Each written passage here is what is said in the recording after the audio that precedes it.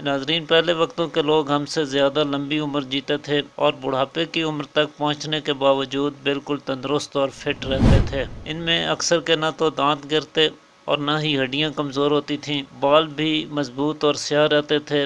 بڑھاپے کی عمر میں پہنچ کر بھی وہ اتنی جسمانی محنت کر لیا کرتے تھے جو آج کل ہم جوانی میں بھی نہیں کر پاتے ہیں، اور سب سے بڑی بات یہ کہ وہ اپنی لائف میں خوش رہتے تھے۔ آج حالت یہ ہے کہ زیادہ تر لوگوں پہ جوانی آتی ہی نہیں ہے۔ بچپن کی عمر جیسے ہی گزرتی ہے، بال سفید ہونا شروع ہو جاتے ہیں، ہڈیاں کمزور ہو جاتی ہیں، نظر بھی کمزور ہونے لگتی ہے، ہر وقت تھکے تھکے رہتے ہیں۔ جسمانی محنت نہ کرنے کے باوجود جسم ٹوٹتا رہتا ہے۔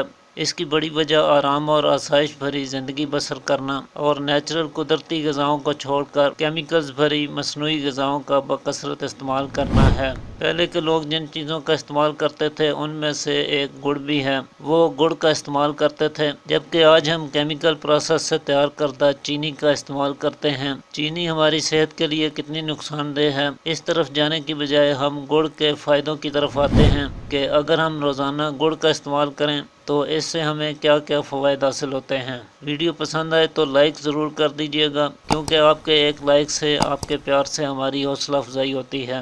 ناظرین، گڑ کے کھانے سے نظام ہضم میں بہتری پیدا ہوتی ہے۔ جن لوگوں کو کھانا ٹھیک طرح سے ہضم نہیں ہوتا، قبض کی شکایت رہتی ہے، ایسے لوگوں کو چاہیے کہ وہ کھانے کے بعد تھوڑا سا گڑ کھا لیا کریں۔ اس سے بھوک کی کمی، خوراک کا ہضم نہ ہونا، قبض اور گیس کی شکایت رفع ہو جاتی ہے۔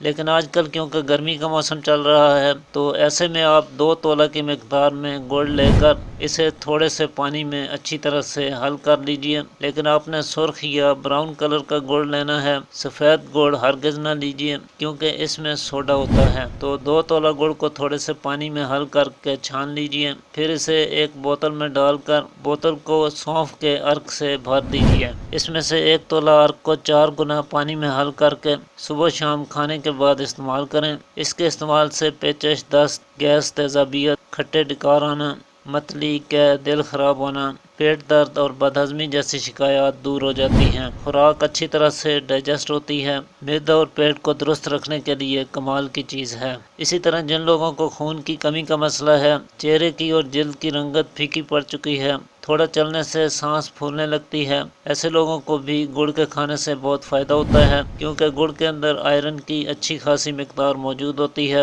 لہٰذا اس کے استعمال سے نہ صرف خون پیدا ہوتا ہے بلکہ یہ کھوئی ہوئی انرجی کو بحال کرتا ہے، تھکان کو دور کرتا ہے اور دن بھر آپ کو ایکٹیو رکھتا ہے۔ ہمارے پختون بھائی، پٹھان بھائی کام کرنے کے معاملے میں کافی محنتی اور سخت جان ہوتے ہیں۔ وہ بھی چینی اور چائے کا استعمال کرنے کی بجائے سبز پتی کا قہوہ تھوڑے سے گڑ کے ہمراہ استعمال کرتے ہیں۔ اس سے تھکن اور سستی فوری دور ہوتی ہے، فوری طور پہ انرجی بحال ہوتی ہے اور وہ پھر سے کام پر لگ جاتے ہیں۔ گرمی کے موسم میں آپ گڑ کو پانی میں ملا کر پی سکتے ہیں یا پھر گڑ کے شربت میں جو کا ستو ملا کر پئیں۔ اس سے گرمی میں سکون اور راحت ملتی ہے، گھبراہٹ، بے چینی دور ہوتی ہے اور اس کا استعمال آپ کو فٹ رکھتا ہے۔ یہ آپ کے میٹابولزم کو بوسٹ کرنے میں بھی کمال کے فوائد رکھتا ہے۔ اس لیے جو لوگ وزن کم کرنا چاہتے ہیں انہیں بھی چاہیے کہ چینی کا استعمال بند کر کے گڑ کا استعمال شروع کر دیں۔ اس کے علاوہ ایسی خواتین جنہیں پیریڈز کے دوران درد اور تکلیف کا سامنا کرنا پڑتا ہے،